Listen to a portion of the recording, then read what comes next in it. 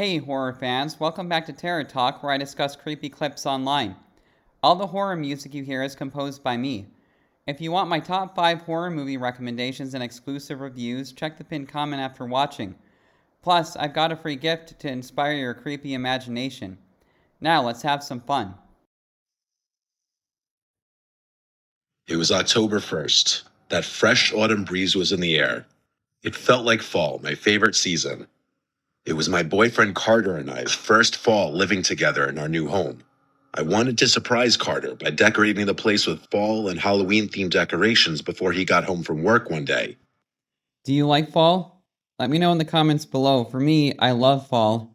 I think it's a fun season, and with all the Thanksgiving and apple cider, apple pie, all that kind of stuff, I think it's a really cool season. But let me know if you like fall or what your favorite season is in the comments below. I thought it would be cute. I bought a few things from a nearby Marshall's and a few other stores, and I also looked on different apps and websites, most notably Facebook Marketplace. I simply typed in fall decorations, and one listing really caught my attention. It was a picture of a big green plastic container, which contained a bunch of fall decorations. I clicked on it for more details, and more or less it said, "Everything must go. Entire container of fall-themed decorations for sale for cheap." The price was only $20. It was a steal if that entire big container was full of decorations. At the bottom of the ad, it also said, "Selling other stuff, clearing out house, everything must go. Check my profile." So I clicked his profile and looked at some of the other listings he had. There was a weird assortment of things this guy was selling. An allegedly new iPhone for $700, a few articles of women's clothing, and Christmas decorations. There were others, but I didn't go through all of them. The profile itself was kind of low-key. Yeah, that is kind of an odd assortment of items, isn't it? And I don't know about you, but when it comes to buying stuff online, I'm very skeptical of where I buy it from. And if it's not Amazon, I'm going to be very hesitant to buy. So that's just my opinion. Do you agree? Everything was private. The man's name was Cody, and his profile picture was a close-up of a gray trucker's cap on a guy's head, but his face was covered by the brim of the hat. The cover photo was a blurry photo of a lake.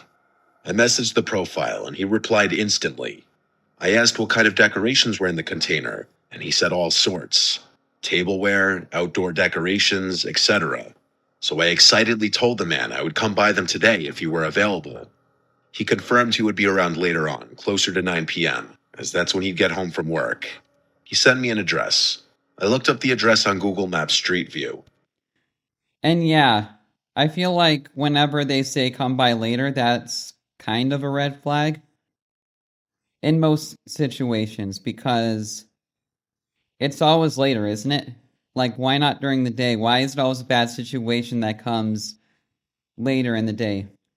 Past 8 o'clock. I don't know, but that's just kind of weird to me. It was not in the best town, honestly, but the house looked completely normal. 2 cars in the driveway in the street view picture, lawn kept nice, so I agreed to meet. I had my friend Sally come with me just to be safe. I went to pick up Sally across town, and we were off to this Cody person's house. It was a half-hour drive. Sally and I had some time to catch up on the drive there. When we got off the highway entering the town that the house was in, Sally started half joking around about how sketchy the area was. I say half joking around because I know she was saying that partially to be funny and make light of the situation, but also because everyone just kind of knows this really isn't the best town. It was dark out though, so honestly we didn't see much besides streetlights, traffic lights, and some storefronts.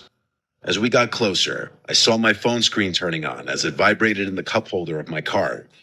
At the next light, I checked my phone and saw that it was messages from Cody on Messenger. He said, "When you get here, you can come right in." I showed it to Sally and she said, "What the hell?" We both could agree that that was a bit uncomfortable and that we'd ring the doorbell anyway. Yeah, I agree. That would be really uncomfortable for someone to say, oh, just come right in, and you don't even know them. Like, this situation is getting sketchier and sketchier. later at night. The guy just says, come right in, kind of a sketchy area, a weird assortment of items.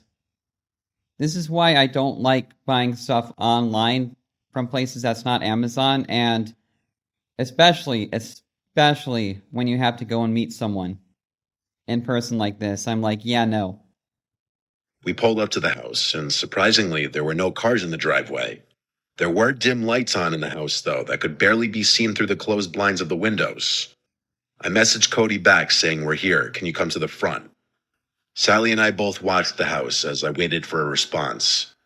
And then we both noticed at the same exact time, at one of the windows, the blinds slightly shift, indicating someone was watching us through them. Then, just as quickly as we noticed it, the opening in the blinds closed. A few seconds later, the front door opened, and Cody messaged me back saying, I'm at the door, you can come in. It was a bit of an unsettling situation, and I was just happy I brought Sally along. The two of us got out of my car and walked closer to the front door. Before getting too close, I called out Cody's name a few times, only to get no response. Sally whispered we should leave. I took a few steps closer and said Cody one more time really loud, and there was no response. I turned and whispered, let's go, and we started walking back to the car, when suddenly I heard a guy say, hey, yes, I'm here, inside. We turned and saw a man at the doorway, but only about half of him. He was like peering only half of his body around the door. He waved us inside. Sally and I cautiously turned back and started walking back to the door. As I got closer, he fully opened the door, then also walked out of view.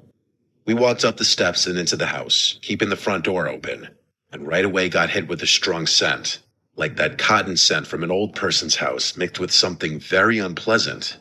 We heard fast and heavy footsteps moving away into another room, followed by his voice saying, it's over in here, come here. His voice was freakishly deep, like it was intimidating. I made sure Sally was right by my side before entering the adjacent room. We were faced with a very weird sight. A dimly lit living room with a depressing pinkish red carpet and really old-looking furniture. But the smell in this room was putrid. It smelled like actual death. In the middle of the room was a red container with a green lid on top of it. There was this Cody man standing just over the container. This was the first time I got a good, clear look at the man, and he was not a friendly-looking man. He invited me over to come open the container. I took note of the fact that this container was not the same color as the green container that was in the picture on the Facebook ad. It also was a completely different shape from the looks of it. I asked him to open it himself, and he said, well, you're no fun. That comment already had Sally and I inching backwards in the direction of the front door. But when he lifted the lid off the container and we were suddenly blasted with another putrid smell, we turned for the door and left in a hurry without looking back until we got to the car. Sally kept telling me to hurry up. By the time my car was on, all I know is the front door to the house was already closed. I don't know if he was watching us through the window again. We were gone very quickly. We never actually saw what was in that container. It was definitely not decorations, though. After telling Carter about all of this, he asked for the address of the place, and I told him not to go there. He assured me he wouldn't, he just wanted to look up the house, so I gave it to him. The next day, he returned home later than usual from work, and he told me he stopped by the house, and an older woman answered the door, insisting that she lives there alone. He knew I wasn't lying, though, because I showed him all the Facebook messages with the guy, which included the address. Upon looking up the records of that address, it does list the owner as a woman in her late 60s. This was an incredibly disturbing and unexplainable experience. From now on, when buying stuff online, I avoid going to people's houses. Yeah, I would completely agree with that. Avoid going to people's houses. And if you have to meet up in public, but it's like, why even have to meet up with someone at all? Amazon literally has everything. And it's probably it already has hurt a lot of stores, like physical stores, like shopping and stuff like that, but that's a topic for not this kind of video. But I'm actually really surprised that she went in to the house at all, because I would have been out of there. And honestly, I would have been super curious to see what was in that box. call me crazy, but I would have wanted to look because I love creepy stuff. And while I would not want to get myself into a creepy situation like that, if I'm already there, like, hell, why not take a look? You know? Would you have taken a look if you were already there?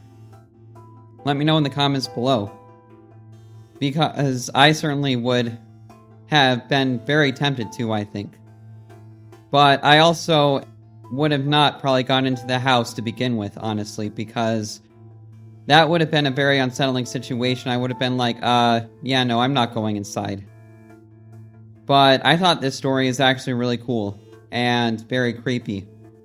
And even weirder that the story that the house was owned by a completely different person. Like, how did he even get access to that house if she had been living there? Was it some kind of setup?